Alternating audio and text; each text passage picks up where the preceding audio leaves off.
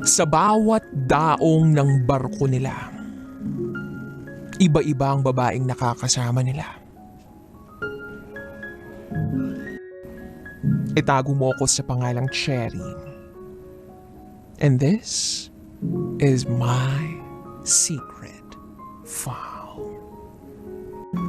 Bata pa lang kami, ay pinalaki na kami ng mga magulang namin sa simbahan.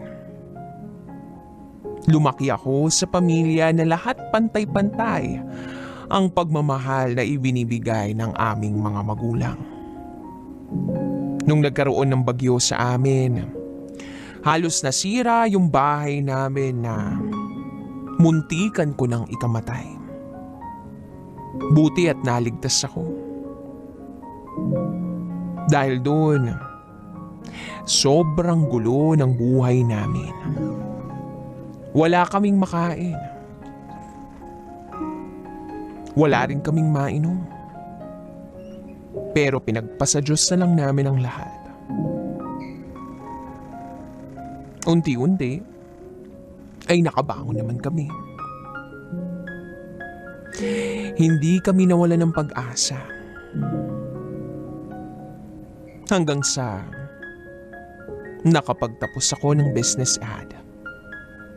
Nakapagtrabaho sa isang malaking kumpanya. Nagka-boyfriend, pero patago. Kasi, takot ako sa mga magulang ko. Ni hug, ni holding hands o kiss, wala. Dahil takot ako na mabuntis. Gusto ko pang ma-achieve yung mga pangarap ko sa buhay. At dahil sa restrictions na meron ako, ay nagkahiwalay kami ng nobyo ko. Then nakilala ko si Brian. Isa siyang seaman. Sa Messenger kami unang nagkakilala. Hanggang sa nagkita kami ng personal. Inaya niya akong magsimba at kumain sa libas. Iba yung dating niya nang makita ko siya. Kung tutuusin, pwede na akong jumuwa. Total, graduate naman na ako ng kolehiyo, sabi ni Mama.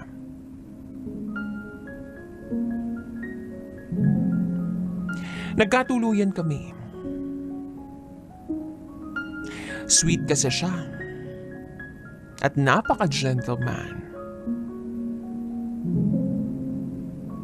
After 2 years, bigla ko na lang siyang nahuli na may kachat. Na iba. Katawagan niya pa.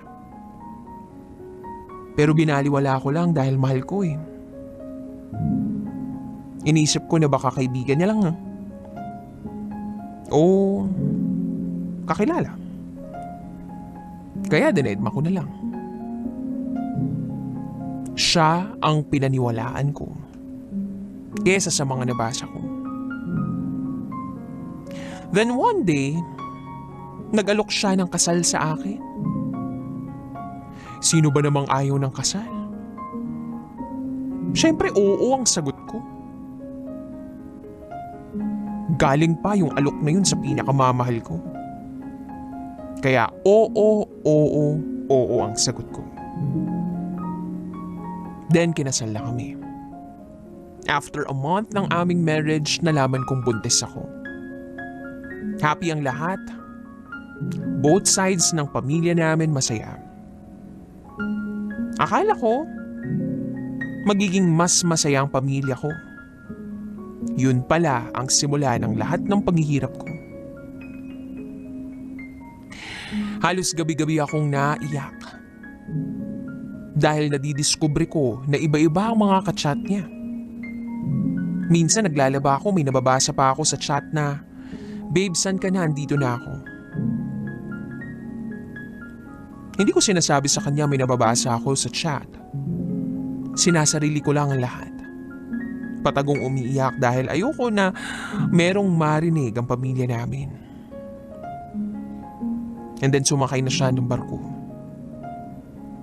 International ang barko niya. Ang hindi niya alam, nabubuksan ko yung FB niya ng patago.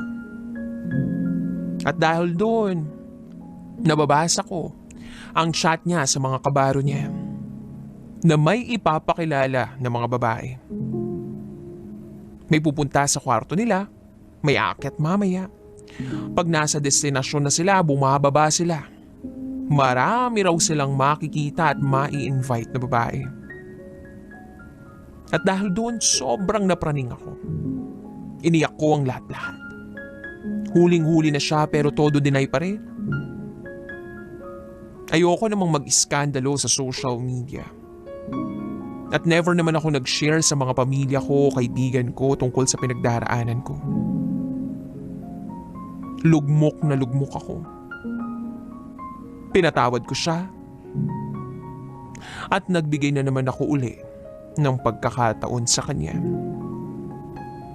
Hindi ko na maibilang ang lahat ng tsansang ibinigay ko sa kanya.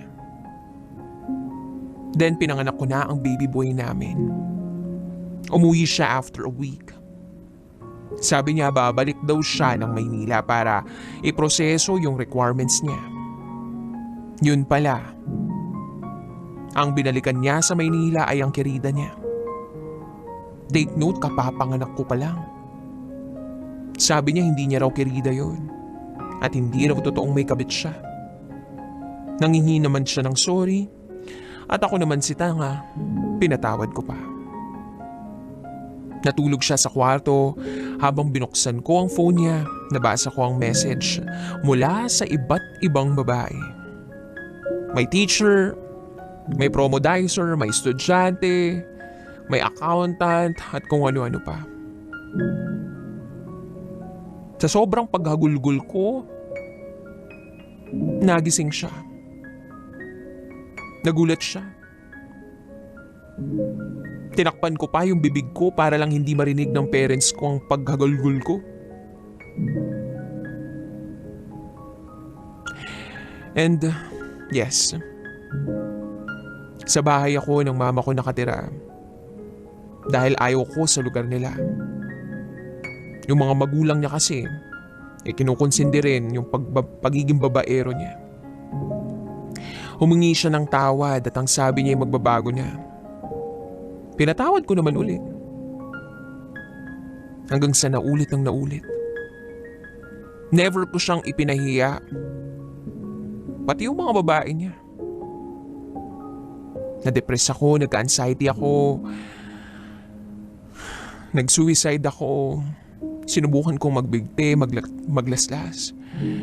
Ni kumain ayaw ko. Ni maliwanag ayaw ko. Ganun yung nangyari sa akin. Sinisi ko yung Panginoon kasi naging mabait naman akong anak. Kaibigan, ina at asawa, pero ba't nangyari sa akin to? Lumaki ako sa hirap kaya bata pa lang ako. Porsigido na ako sa buhay. Nagbebenta ako ng barbecue, banana queue, nagsasideline ako ng kung ano-ano para may pambayad ako sa tuition fee at projects ko. Kaya bakit nangyayari sa akin to? Nung umuwi siya ng Pinas, nagkaayos naman kami. Pero sobrang lamig na niya. Sabi pa niya, doon lang siya sa kanila pumayag naman ako. Yung pala ibang lodging house ang tinirahan niya.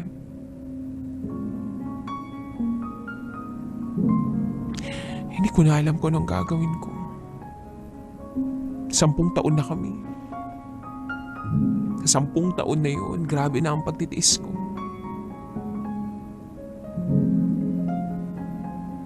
Sinikreto ko lahat. I-message ang mga babae niya.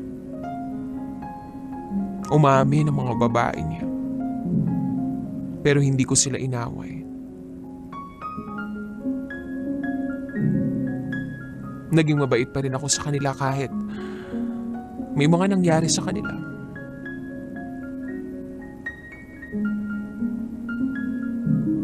Sobrang praning ko. Sobrang durog ako. Sobrang sakit ang nararamdaman ko. Ang bababoy nila.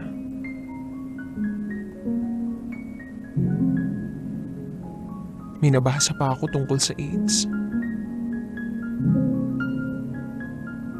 Sabi ko sa asawa ko, malapit na akong sumabog.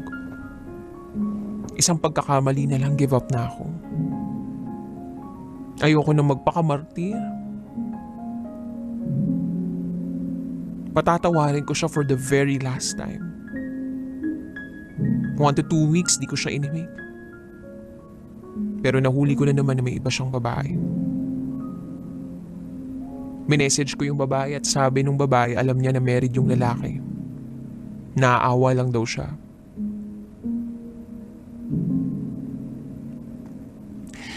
At ang sabi ko dun sa babae, i-give up ko na siya. Dahil sobrang sakit na. Wala naman akong ginawa kundi mahalin siya at ang anak namin. Yung mundo ko umikot lang sa kanya. Para akong praning na ewan. Then one day, tinitingnan ko yung anak ko. Napaiyak ako. Dahil alam kong kailangan niya ako. Sa sobrang pag-iyak ko noon, pag-inom ng alak, hindi ko alam. Nagulat yung mama ko kasi ayaw ko nang kumain. Kinausap nila ako. Kasi dama nila na may pinagdaraanan ako. Dahil nag-open na si mama sa akin, doon na rin ako nag-open kay mama. Sobrang buhos yung feeling ng lahat ng problema ko. At least nailabas ko. Si mama yung naging kakampi ko. Siya yung nagbibigay ilaw sa akin nung down na down ako. Tuloy pa rin ang trabaho ko. Then na-promote ako as a manager. Never akong nag-absent sa work kahit na sobrang dami ng problema ko. After 1 month of no communication with my husband, parang gumaan yung feeling ko. Natuto akong patawarin ang sarili ko. Pati kay Lord, humingi ako ng tawad sa lahat-lahat. Sa ngayon, nagpa-file na ako ng annulment. This is it. Ayoko nang makita yung sarili ko na nahihirapan na unti-unting pinapatay. Gusto ko nang bumitaw. At gusto ko nang maging peaceful ang buhay ko para sa akin at para sa anak ko. DJ Rocky, tama ba itong ginawa ko?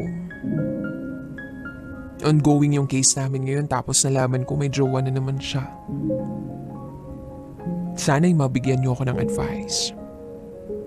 Hanggang dito na lang po. Muli, ako si Cherry at ito ang aking secret file.